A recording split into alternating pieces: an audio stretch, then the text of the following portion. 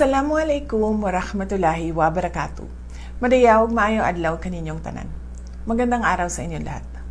Ang stunting at severe wasting ay nananatiling krisis na nararanasan ng maraming batang Pilipino. Ang stunting o tangkad na hindi angkop sa edad ng bata at ang wasting o magaan na timbang na hindi angkop sa edad ng bata ay resulta ng kawalan ng sapat na nutrisyon. Mahalagang mabigyan natin ito ng pansin at solusyon sapagkat seryoso ang implikasyon nito sa kinabukasan ng ating bansa. Ngayong Nutrition Month, suportahan natin ang panawagan ng Department of Health.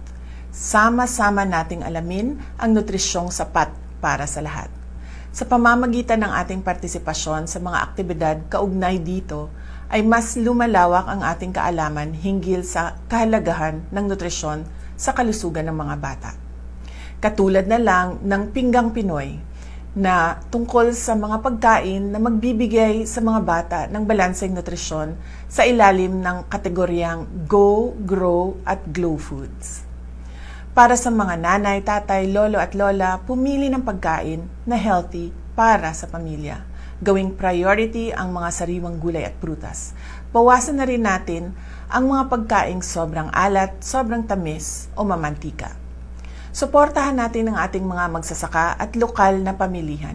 Ang pagbili sa kanila ay tulong sa buong komunidad. Ibahagi ang mga tamang kaalaman tungkol sa nutrisyong sapat sa ating pamilya, mga kaibigan at kapitbahay. Sa ating patuloy na pagtutulungan, mas maisusulong natin ang ating layunin at mithiing bumuo ng isang maunlad na bansa kung saan may sapat na pagkain sa bawat hapag at walang batang Pilipinong maiiwan. Mahalin natin ang Pilipinas para sa Diyos sa bayan at sa bawat pamilyang Pilipino. Syukran.